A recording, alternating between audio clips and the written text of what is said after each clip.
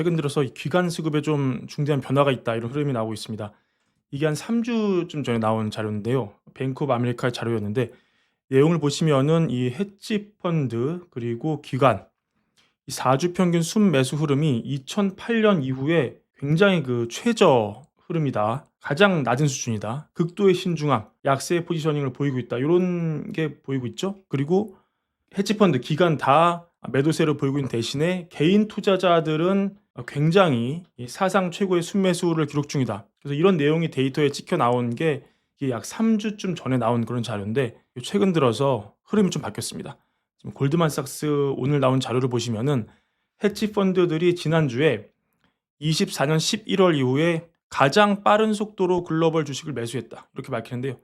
헤지펀드들이 북미와 유럽을 중심으로 전 세계 모든 지역에서 매수 포지션으로 한 주를 마감을 했고, 그러니까 지난주에 상당히 주식을 많이 샀고, 특히 기술주가 가장 많은 관심 받았고, 최근 5년 사이 주간 기준으로 가장 많은 순매수를 이 분야에서 기록을 했다. 특히 AI 산업의 핵심 기업들, 반도체 제조업체, 장비회사 이런 회사들이 매수의 주요 대상이었고, 유럽도 뜨거웠는데 골드만삭스에 따르면은 그래도 북미 기술주가 가장 선호 대상이었고 그 다음이 유럽이었다 이렇게 밝히면서 이번 주에 가장 많이 순매수된 국가가 지난주 스페인, 프랑스, 핀란드, 독일, 스웨덴 이런 데였고 반면에 아일랜드, 네덜란드는 조금 부진했다 이런 내용이었는데 결국은 뭡니까? 이 뱅크 오브 아메리카와 골드만삭스 자료를 좀 종합을 해보면 기관들이 이 미국 주식 봤을 때 연초부터 계속 판 거죠. 엄청나게 판 거죠. 그래서 이 반등장을 별 못 먹었습니다. 주로 이 개미 위주로 올린 장이었다. 근데 갑자기 골드만삭스 자료에 따르면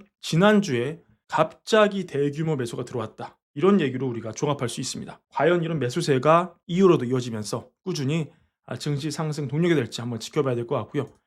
오늘 나온 GDP 나우 정말 화끈한 숫자였습니다. 제가 얼마 전에 전해드렸죠. GDP 나우 예측이 2.2에서 3.8로 올라갔다고 말씀드렸어요. 근데 그때는 제가 말씀드렸습니다. 함정이 있다고 말씀드렸죠. 함정 뭐였습니까?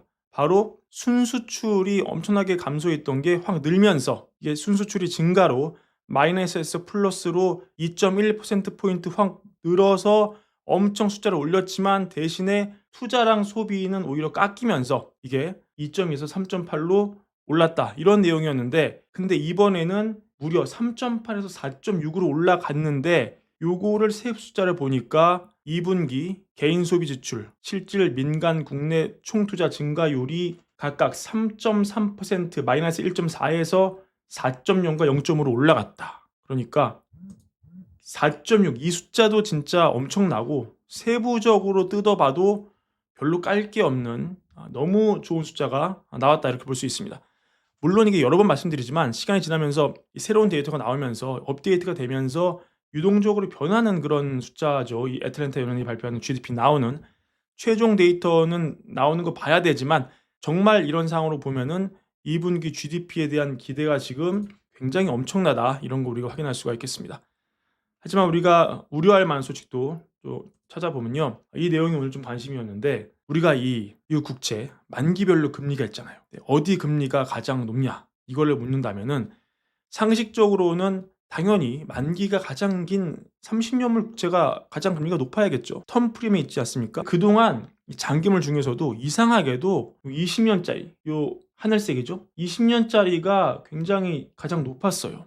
왜냐면 이 20년짜리는 약간 이 천덕꾸러기입니다. 왜냐면 10년이랑 30년 사이에 껴가지고 항상 인기가 없어요.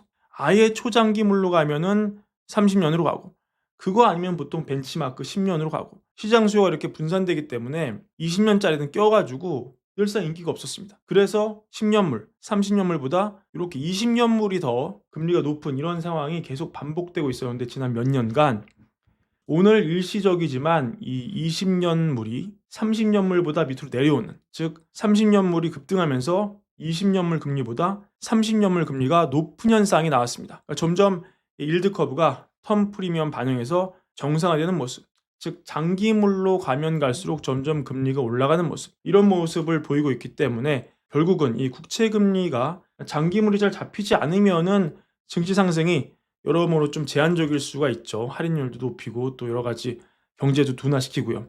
특히 이 오늘의 금리 상승, 이 30년물 금리가 5%를 찍었다가 다시 내려왔는데, 오늘 이 금리 상승은 이 5월 이번에 나오는 ISM 제조업 지표가 예상보다 나쁘게 나왔음에도 계속 50을 밑도는 상황에서도 이 금리가 좀 올랐다. 이런 측면에서 시장이 더 나쁘게 볼 여지가 좀 있겠습니다. 그리고 이 어제 전해드린 뉴스 있었죠. 어제 파월 사임에 대한 썰이 돌았다. 여러분 내용 잘 아시죠? 저희가 헛소문일 가능성이 높다. 이렇게 내용 속보를 전해드렸는데, 오늘 파월 공개 발언이 있었지만 역시 헛소문이었습니다. 사임의 사자도 얘기 없었고요. 내용은 통화정책 관련 큰 내용은 없었기 때문에, 연준 역사와 그 인물에 관한 내용이기 때문에 내용은 생략하겠습니다. 그리고 지금 미국, 중국 관세 분쟁 관련해서 미국은 중국 때문이다, 중국은 미국 때문이다, 이렇게 서로 핑퐁을 치면서 이 협상이 잘 안 되는 책임을 서로에게 전가하고 있는데, 여튼 오늘 백악관 레빗 대변인이 트럼프 대통령과 시진핑 주석이 이번 주에 전화 통화를 할 것으로 예상된다고 밝혔습니다.